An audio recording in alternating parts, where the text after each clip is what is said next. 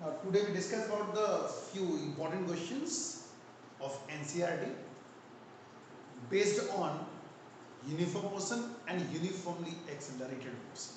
कुछ एक न्यूमेरिकल्स लेके चल रहे हैं जो uniform motion and uniformly accelerated motion based है. दो न्यूमेरिकल तो एनसीईआरटी का क्वेश्चन नंबर 4 है.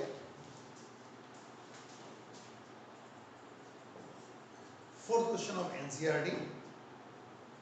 A drunkard walking on a narrow lane takes 5 steps forward and 3 steps backward. Follows again 5 steps forward and 3 steps backward. So on. Each step is 1 meter long and requires 1 second. Determine how long the drunkard takes to fall in a pit 13 meter away from the start. Question ये है, एक drunkard है और वो narrow लेन में चल रहा है. 5 steps forward, 3 steps backward, 5 steps forward, 3 steps backward and so on. हर एक स्टेप 1 मीटर का है और हर एक स्टेप में टाइम लग रहा है 1 सेकेंड का. 13 मीटर दूर एक पिट है, गड्ढा खुदा हुआ. तो क्वेश्चन ये है, how long the drunkard takes to fall in a pit. कितने टाइम बाद ड्रंकर्ड उस गड्ढे में गिर जाएगा. ठीक है, दो करते हैं इसको. तो आफ्टर कवरिंग 8 मीटर डिस्प्लेसमेंट कितना आया, 2 metre. Effective displacement in 8 steps. 5 steps forward, 3 steps backward. Total steps कितने हो गए, 8 हो गए. 5 + 3. जब 5 आगे गया, 3 पीछे आया, तो बचा कितना, 2 स्टेप्स.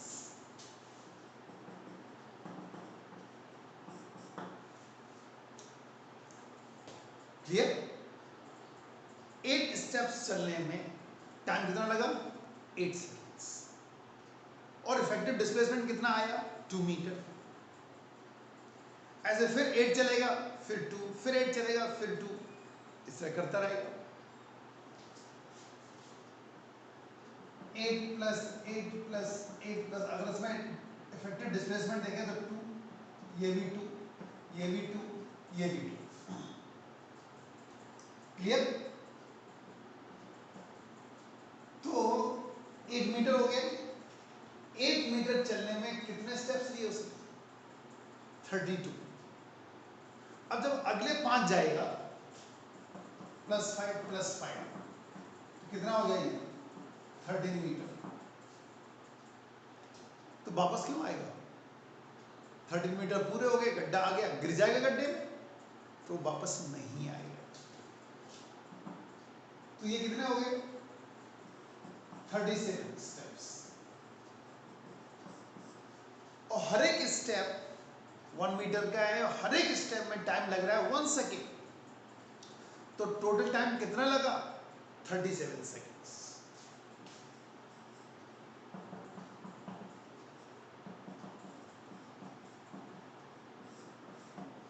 थर्टी सेवन सेकेंड्स बाद ड्रंकर्ड पिट में गिर जाएगा. क्लियर. अब एक और न्यूमेरिकल लेके चल रहे हैं और क्वेश्चन नंबर 7 है एनसीईआरटी का. Question number 7. तो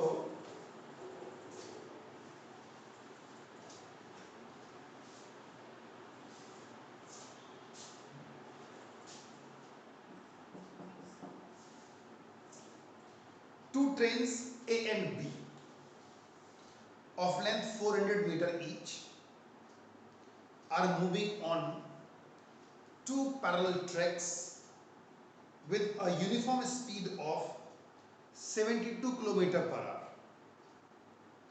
in the same direction. With ahead of B, the driver of B decides to overtake A and accelerate by 1 meter per second square. If after 50 seconds the guard of B just brushes past the driver of A, what was the original distance between them?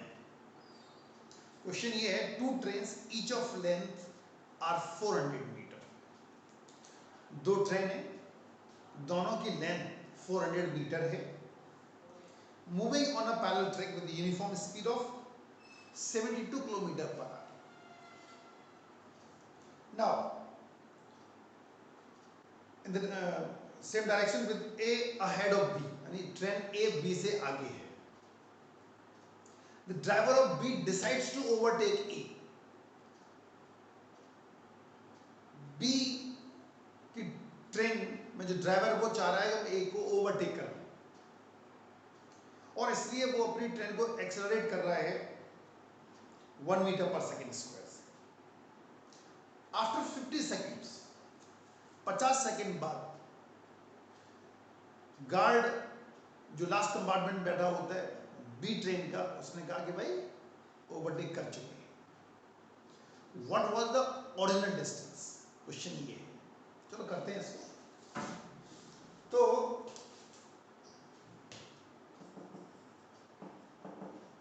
Train ए के लेके चल रहे हैं. Initial speed है 72 kilometre per our या 20 metre per second होगी.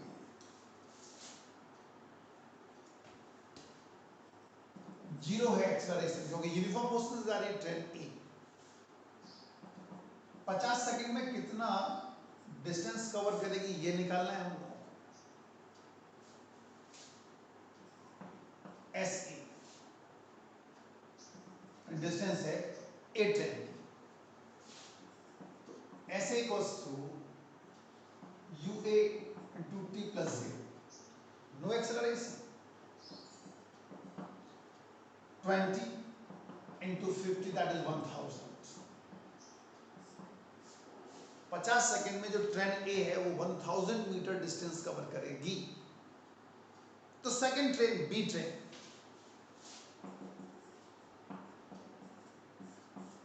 B लेके चले. यूबीबी कितना होगा?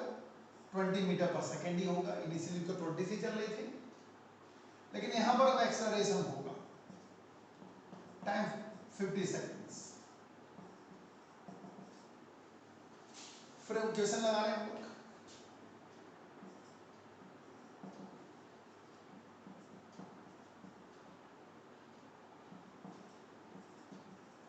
U again 20, 50 plus half a into 1 and 50 का स्क्वायर.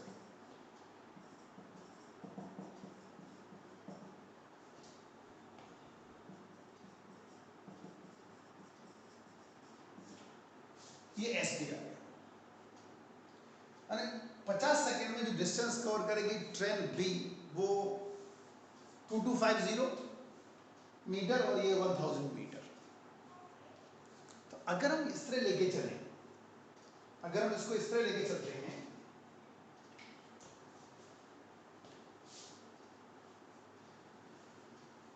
और ट्रेन ये ट्रेन ए है, ये ट्रेन बी है, यहां गार्ड बैठा होगा बी का. ठीक है. अब जब ये इसको ओवरटेक कर रही है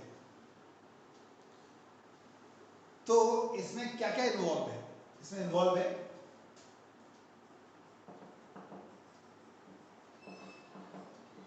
original distance plus length of train A plus length of train B. अगर हम ये निकालना चाहें तो कितनी होगी? That is equals to S B minus S A. और ये हो गई 2250 माइनस 1000, 1250 मीटर। ठीक। और अगर हम ऑयलर डिस्टेंस निकालना चाहें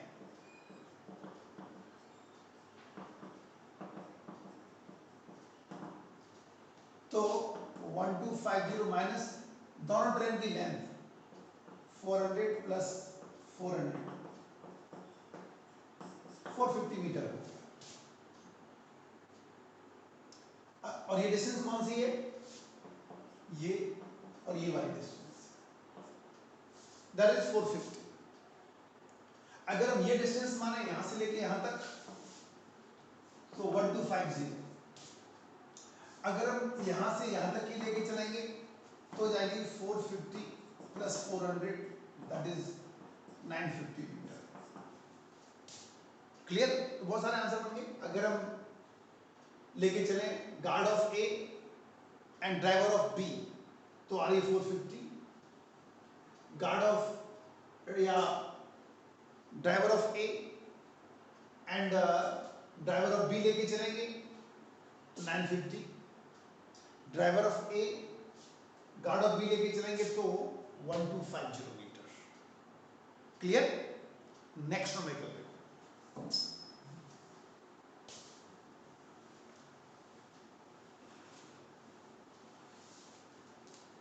नेक्स्ट न्यूमेरिकल लेके चल रहे हैं हम लोग।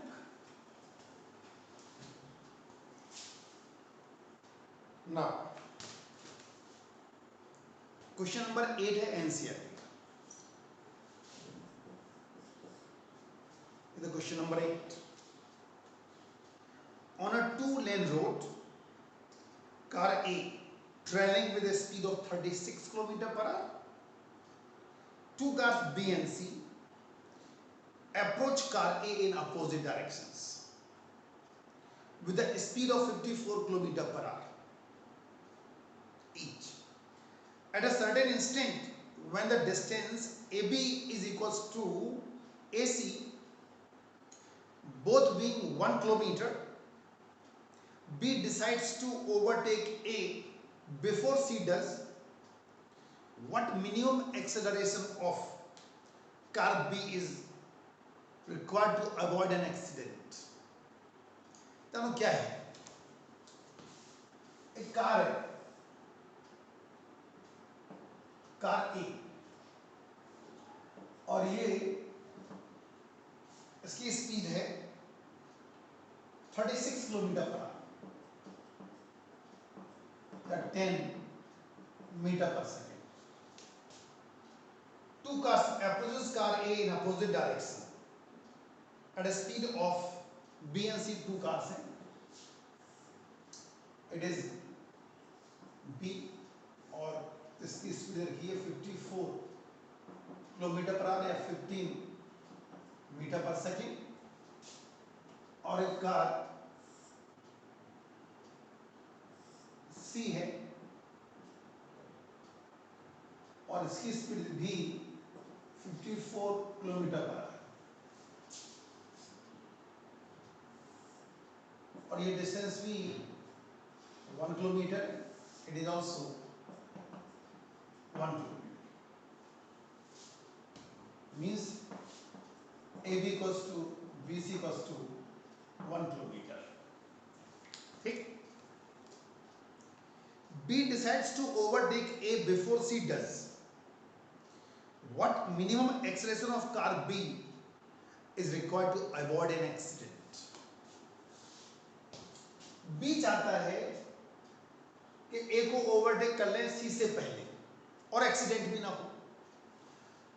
तो जो अभी फिलहाल तीनों यूनिफॉर्म मोशन में चल रही थी, तो कितने एक्सेलरेशन से अपनी कार को दौड़ाए कि ओवरटेक कर ले और एक्सीडेंट भी ना हो और सी से पहले ऐसा हो जाए. चलो, तो और ये दोनों डिस्टेंस बराबर बराबर है. Velocity of B with respect to A कितना हो जाएगा? 15 माइनस 10 5 मीटर पर सेकेंड होगी. सेम डायरेक्शन में जा रही है तो आपको पता है VA माइनस VB होता है। नाउ VCA अपोजिट डायरेक्शन में है तो कितना हो जाएगा 15 plus 10 that is 25 metre per second. Clear? Relative velocity का कॉन्सेप्ट लगा दिया हमने। क्या यूज किया? Concept of relative velocity. Now अब जरा देखो, ये तो अभी भी यूनिफॉर्म मोशन चल रही है, तो ये कितना टाइम लेगी ए तक पहुंचने में, वो निकाल लेते हैं।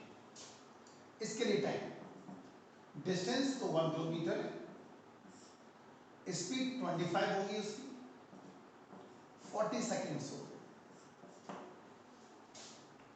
तो जो दूसरी कार बी है उसको 40 से ऊपर टाइम नहीं लगना चाहिए, 40 से ऊपर नहीं जाना चाहिए। चलो उसको लेके चलते हैं। तो S equals UT plus half AT square. S इसके लिए 1000 है, U 5 चलेगा इसका, टाइम तो 40 ही लेके चलना है और A निकालना है, और 40 into 40, 1000 minus 200 minus plus A into 800। ठीक, A equals to 800 by 800 that is 1 metre per second square. तो 1 मीटर पर सेकेंड स्क्वायर से एक्सेलरेट करना पड़ेगा, तब जाके B ओवरटेक करेगी A को बिफोर C डज, और एक्सीडेंट भी नहीं होगा। अब आपके दिमाग में ये आ रहा होगा, सर ये भी 40 सेकेंड, ये भी 40 सेकेंड लगे तो फिर तो एक्सीडेंट हो ही जाएगा। ये यूनिफॉर्म मोशन और ये एक्सेलरेटेड मोशन है, ये एक्सेलरेटेड मोशन है, इसलिए ये एक्सीडेंट नहीं होगा और निकल जाएगा। Is it clear? तो 1 metre per second square the answer. समझ गए होंगे? तो इसमें रिलेटिव वेलोसिटी का भी कॉन्सेप्ट लग गया और एक्सेलरेटेड मोशन का भी कॉन्सेप्ट लग गया। ठीक है, एक न्यूमेरिकल और लेके चल रहे हैं which is totally based on the relative velocity, जो टोटली रिलेटिव वेलोसिटी बेस्ड है, और ये एनसीईआरटी का क्वेश्चन है 25। अच्छा क्वेश्चन है, question number 25।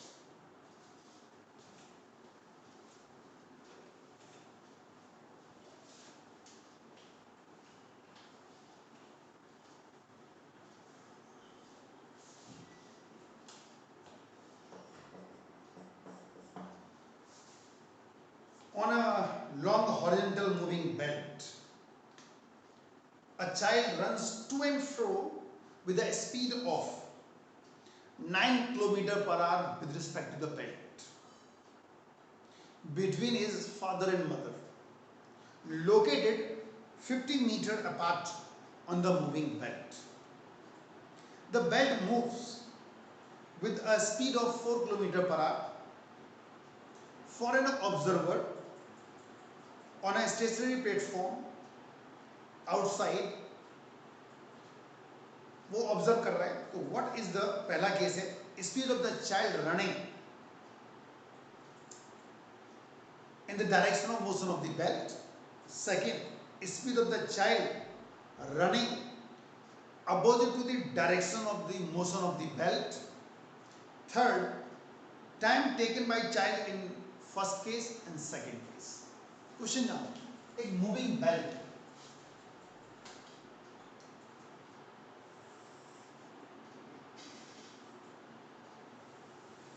is a moving belt. ये बेल्ट मूव कर रही है 4 kilometre per our.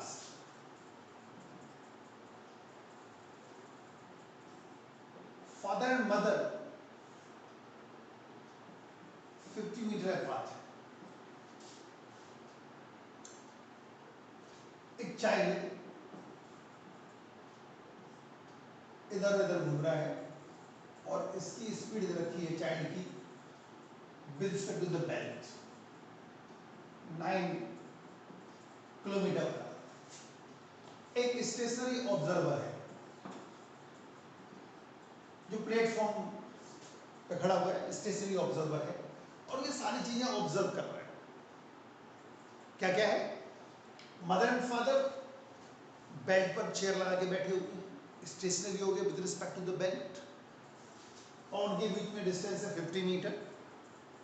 Child to and fro move कर रहा है between father and mother with a speed of 9 kilometre per hour with respect to the belt, और belt भी left right जा रही है 4 किलोमीटर पर आवर। एक ऑब्जर्वर बाहर है, स्टेशनरी ऑब्जर्वर है, वो ये सारी चीजें नोट कर रहा है। तो बताओ कि ऑब्जर्वर जब ऑब्जर्व कर रहा है, पहले केस में जब बच्चा moves from father to mother in the direction of motion of the belt, तो उसकी स्पीड कितनी इसको दिखेगी? अब ये सेम डायरेक्शन में हो गया, इसके बावजूद भी यहाँ स्पीड ऐड हो जाएगी क्योंकि मीडियम मोशन में है, बेल्ट भी चल रही है, बच्चा भी दौड़ रहा है, तो ऑब्जर्वर देखेगा तो उसको स्पीड ज्यादा दिखेगी क्योंकि दोनों स्पीड ऐड हो जाएंगी, मीडियम मोशन में आ गया। तो पहले केस में जो फर्स्ट केस है उसमें velocity of child with respect to observer कितनी होगी? Velocity of belt plus velocity of child, ये जाएगा 4 + 9 दैट इज 13 किलोमीटर पर। ये पहला केस हो गया। सेकंड केस, अब जब बच्चा इस डायरेक्शन जा रहा है, mother to father, opposite to the direction of motion of the belt, तो ऑब्जर्वर को कितना लगेगा? Second case,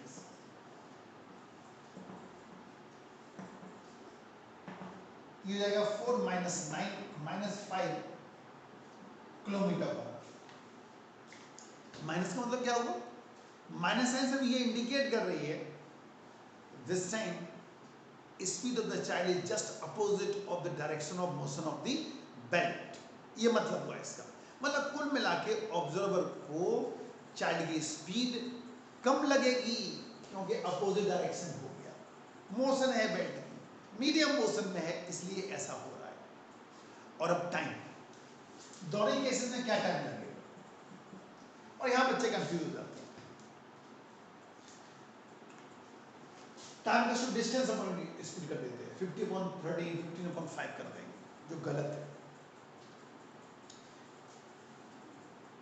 husband, father and mother तो बैठे हुए, वो स्टेशनरी है, वो तो नहीं मूव कर रहा है, और बच्चा 9 किलोमीटर पर आवर से विद रिस्पेक्ट टू बेल्ट चल रहा है, तो 9 से जाएगा, 9 से वापस आएगा।